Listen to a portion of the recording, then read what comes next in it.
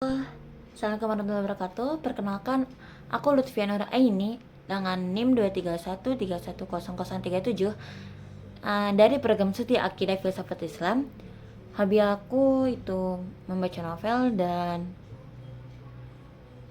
berenang dan badminton. Banyak sih sebenarnya hobinya, tapi lebih ke membaca novel dan berenang serta badminton. Itu doang sih. Di sini aku akan menjawab beberapa pertanyaan dari mata kuliah filsafat agama.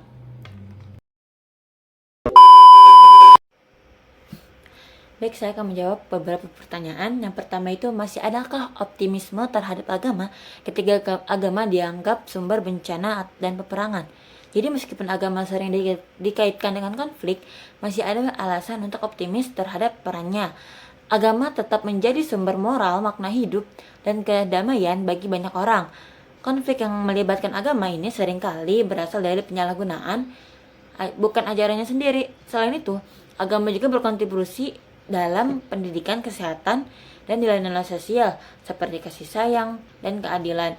Reformasi ajaran yang lebih toleran serta dialog antar agama itu juga dapat membantu meredakan ketegangan dan memperkuat perdamaian.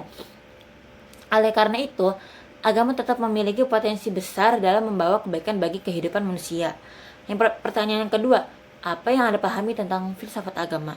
Filsafat agama ini adalah cabang filsafat yang mempelajari konsep-konsep dasar dalam agama, termasuk keberadaan Tuhan, sifat ilahi, hubungan manusia dengan Tuhan, serta rasionalitas kepercayaan agama. Beberapa aspek penting dalam filsafat agama meliputi yang pertama, ontologi Tuhan, yaitu membahas keberadaan Tuhan, termasuk argumen ontologis, kosmologi, dan teologis.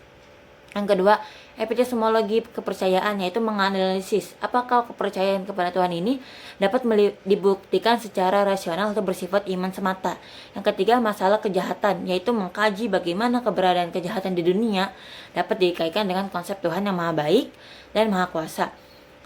Terus ada keberagaman agama, yaitu mempertanyakan bagaimana sih berbagai agama dapat memiliki klaim kebenaran yang berbeda. Filsafat agama itu tidak hanya mengkritisi agama, tetapi juga membantu memahami aspek rasional dan spiritual dari kepercayaan manusia. Yang ketiga, bagaimana konsep Tuhan dalam Islam? Di dalam Islam, konsep Tuhan itu merujuk kepada Allah yang memiliki sifat-sifat khas, diantaranya yang pertama itu tauhid, yaitu keesaan Allah. Allah adalah satu, tidak beranak dan tidak diperanakan. Itu ada dalam Quran surat Al-Ikhlas ayat 1-4 yang membedakan Islam dari politeisme. Yang kedua, ada sifat-sifat Allah.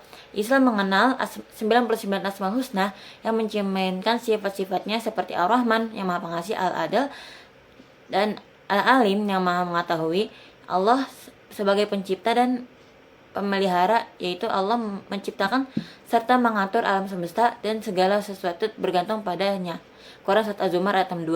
Selanjutnya itu ada namanya transendensi dan imanensi, yaitu Allah maha tinggi dan tidak terbatas oleh dunia fisik, transenden, tetapi juga dekat dengan hambanya, imanen, sebagaimana disebut dalam Quran surah Qaf ayat 16, kami lebih dekat kepadanya daripada urat lehernya. Islam mengajarkan bahwa Allah tidak dapat disamakan dengan makhluknya dan tidak bisa digambarkan secara fisik, tetapi dapat dikenal melalui wahyu dalam Al-Quran dan ajaran Nabi Muhammad SAW. Mungkin itu saja yang saya dapat sampaikan. Wallahu muwaffiq ila aqwamit thoriq. Assalamualaikum warahmatullahi wabarakatuh.